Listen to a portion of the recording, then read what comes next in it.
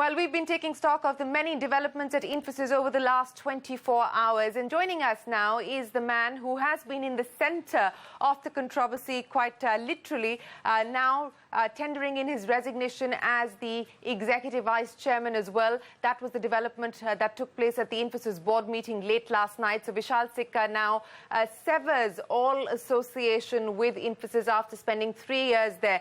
Vishal, thanks very much for joining us. This, of course, is your first interview after that decision has been taken. If I could start by asking you, Vishal, and this was a question that was put to Nandan Nilekani as well, who now comes in as chairman of Infosys.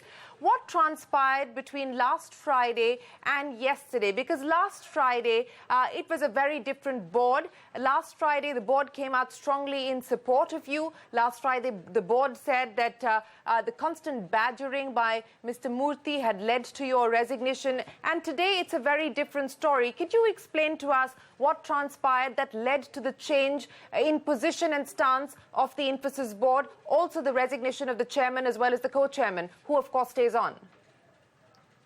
Shereen, I don't want to comment on what the board's decisions were. You have to ask them. From my point of view, last week what happened was we was widely covered, and I resigned because I felt that I couldn't do my job anymore, and all of that, and I don't want to rehash that. And then, so I wanted to leave immediately with my 90-day notice, and at the time the board requested me, actually the board insisted that I stay back and serve as executive vice chair for the sake of continuity and succession and so forth. And I agreed, and Praveen became interim CEO and managing director. And then over the course of the next several days, there was this movement to bring Nandan back in, and I thought that was an excellent idea. And Nandan, of course, I have known Nandan since my SAP days, and when he was doing Aadhaar, and we were building some HANA-based applications on top of Aadhaar. And so he's an extraordinary leader and an iconic man, and I helped in whatever way I could to see if he could agree. I think this was something that we all felt would be in everybody's interest. And when Nandan agreed, then it made sense for for him to have a fully free reign on what he wants to do. And so I said that I don't want to continue anymore, and it is the right thing to do for me to leave immediately, so that he has a complete freedom in being able to do things the way he wants. So of course, I'm here. He can talk to me anytime, and Praveen and others and so forth. So that is basically what happened. And so I was a very executive vice chair for a very short period of time. For a very short period. So just to understand this, you're saying that you decided it would be in the best interest of everyone involved for you to step away as executive vice chairman, and you offered to resign. Yeah. Shesh asked me, and I told him that, look, it doesn't, the succession with Nandan coming in, once Nandan comes in, then the succession point is done. And so it is not right for me to hang around and sort of be a overhang on his plans and whatever he wishes to do. And so I offered to leave immediately. Okay, Vishal, I don't want to dwell too much on who said what and what happened, and there's been a lot of, back and forth on several of those issues. But I would like to, draw your attention to the press release that was issued by the board yesterday. In that press release, the now former chairman, Mr. Seshasai, says Nandan's appointment will allow Infosys to focus on strategic changes it needs to make in order to capitalize on the opportunities ahead. In this statement, it seems to suggest that the Infosys board was not completely aligned to your strategic vision, or they seem to have now developed some apprehensions with your strategic vision. I mean, I'm trying to understand how this statement that Infosys will focus on strategic changes it needs to make in order to capitalize on the opportunities ahead. I mean, what do we make of this statement in light of the fact that you said the board fully supported your strategic vision, the board said it fully supported your strategic vision. So what are these strategic changes that Mr. Seshasai seems to be talking about here? I don't know. I think it was the board and the company were fully aligned to this strategic vision, and so I'm not sure. You should ask Sesh and the others about that. I believe that the strategic direction for the company is very straightforward, and everybody agrees on that. And Praveen has very actively worked. Been an incredible partner over the last 3 years. The way when I came into Infosys, the way Mr. Murthy, in fact, was the chairman at the time, and the way it was set up was that Praveen would be in India and I would be here, and everything would be so basically, other than Praveen and the CFO, everybody else was reporting also dually to Praveen, and so that's how we ran the company for the last 3 years. So Praveen has been a very, very active part of what we have done, and the strategy, executing the strategy, articulating the strategy, executing the strategy. So I don't think that there will be any abrupt change to that and so forth. So, but I mean, obviously there is with Nandan coming in, he will make lots of changes, and so my sense is that Sesh is referring to having Nandan have the freedom to do things the way he sees fit. You know, you brought up Mr. Murthy, Vishal, and I know in the past, in each of the conversations that we've had, and we've had several of them on this channel, you have stated that you joined Infosys because of NR Narayana Murthy, that it was your deep regard and respect for Mr. Murthy that drew you back to India and drew you specifically to Infosys. In light of that, and in light of the way things have panned out over the last several months, do you believe that perhaps you ought to have handled your relationship with Mr. Murthy with a little bit, maybe differently, and specifically in the last few days, and specifically on Friday, the comments that you made about the personal assaults and how you felt that the constant bickering forced you to tender in your resignation. Do you perhaps have any regret on the comments that you made specific to Mr. Murthy? No, I have not made any specific comments about Mr. Murthy. I have referred to the general. See, the amount of noise that came into the system that we were having to deal with, that I was having to deal with. It became such a widespread, multi-perspective noise that you couldn't tell who is saying what and who is behind what. It was a very sort of vitiated atmosphere.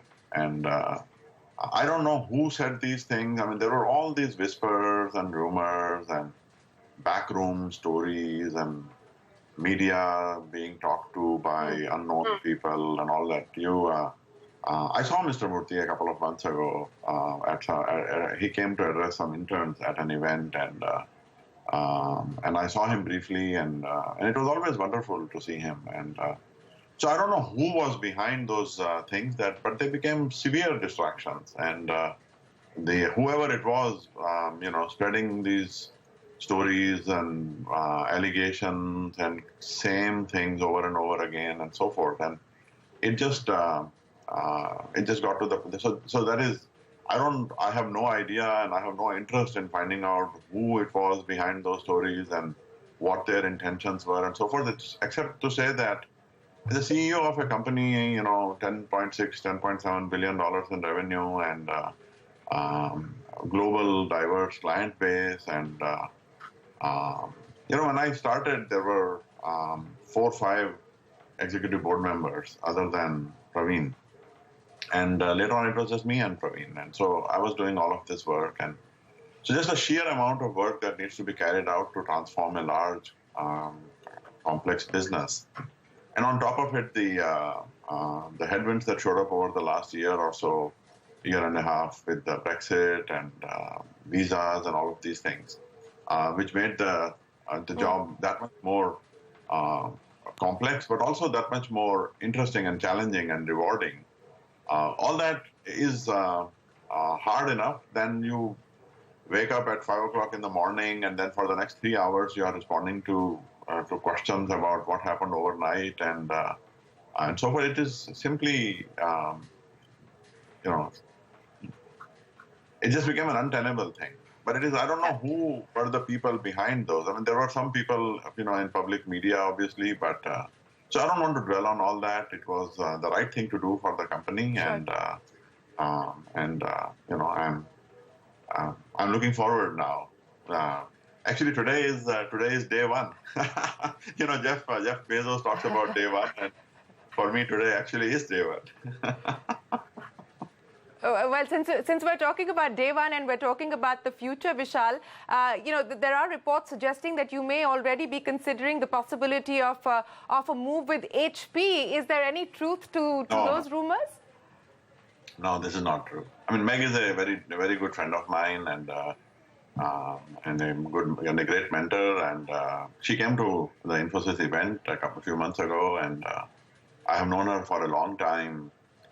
They had built some machines for us when I was at SAP, some HANA-specific machines, and so I have had a deep relationship with them. Actually, I used to be an intern at HP when I was at Stanford, but I have not talked to her about any of this. These stories are completely false, and somebody obviously is very keenly trying to put me put me into a box and trying to get me to. I don't do well. So the story is not true. I mean, this are whole, you saying someone is trying to put you into the CTO box versus the CEO box, Vishal? Someone is very keen to put me into a job, and or some people, who knows? But no, this story is not true. I have been inundated with phone calls over the last few days and emails and so forth, and so I'm talking to several friends of mine, but I haven't decided anything. I'm not even close to. I want to take. Unlike the last transition, when I got into this Infosys thing quite abruptly and quite in a tremendous hurry, I didn't even get the chance to take some time off. So this time around, I am keen to at least spend some time. I'm going to take my kids to school shortly, right after we are done here, and then hopefully on the weekend I can make some breakfast for Vandana and the kids, which I haven't been able to do for a long time. I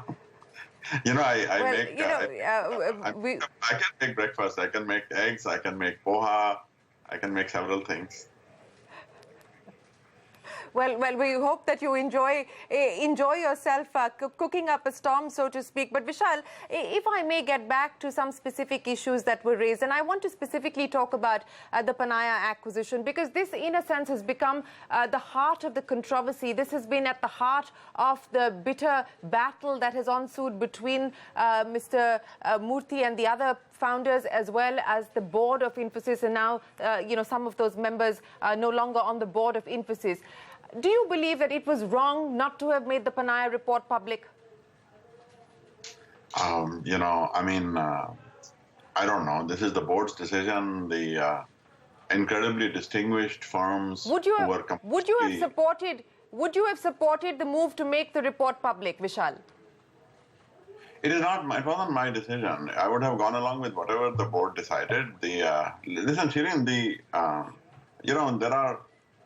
our world is run by professional institutions and completely unrelated. So this Panaya, there were some completely baseless, anonymous, false allegations made, and which are frankly very hurtful. And over and over and over again, we kept hearing the same thing. And then 3 different times this thing was investigated. And then the 3rd time, after these whistleblower letters came, it was investigated by a couple of incredibly capable, distinguished, and completely unrelated law firms and forensic investigation people and so forth. And they gave a very categorical statement that there is nothing there. And it's like public companies' financials are reviewed by audit companies. We don't say that just, because you're paying the auditors to audit the results that we don't believe them, then make the documents that they have worked on, the workbooks and all these things public. This is not how it works. But, having said that, there is nothing to hide. If somebody else wants to come and investigate it fifth, sixth, seventh, eighth time, by all means, go ahead. This is it is a completely unnecessary and waste of time thing. And I hope that with all this has happened, that we can move, that the company can move forward and start to focus on its business and get away from all these things from the past. So you're saying that you would support. You're saying you would support the decision of even a fresh investigation if the company were to take that route, though at this point in time, Nandan has very categorically stated that he will get briefed on the current investigations and then take an appropriate decision. But you're saying that if they were to do a fresh investigation, you would be fully supportive of that, not that you have any part to play in that decision-making process anymore. I mean, whatever they want to do is totally fine. There was nothing wrong that was done, and it is a completely nonsensical detour. So if someone decides that it is in the right interest of people to investigate a fourth time or a fifth time or a sixth time, by all means, why not? But I mean, my sense is that it has already taken enough toll, and my own sense is that we should move forward. But I mean, obviously, whatever decision they want to make is fine. That's as far as Panaya is concerned. Vishal Sikka, some of the other decisions that have caused concern, that have been raised as concerns by the founders, include the severance package to Rajiv Bansal. And I know on several occasions you said that it's a non-story and too much time has been spent on it. But let me, for one last time, ask you this, Vishal: if you could go back in time and do things differently on whether it is David Kennedy or Rajiv Bansal, do you believe that you could have done things differently and we perhaps may not be in this position today? Shereen, I have answered these questions 1,000 times. I don't want to answer it one more time. It's all from a long, distant past, My goodness. I mean, it has been years since these things have happened. And okay, fair point. I want to then move to the press release again that was issued by the Infosys board, Vishal, and it says that a separation agreement reflecting this, which is your terms that have been arrived at, and other terms such as a mutual release and a non-disparagement obligation has been approved by the board. Can you explain to me what is this non-disparagement obligation that has been approved between you and the board of Infosys? I have no idea. I think these are standard agreements when senior executives leave. I think it generally means that you don't disparage each other and start calling each other names and things like that.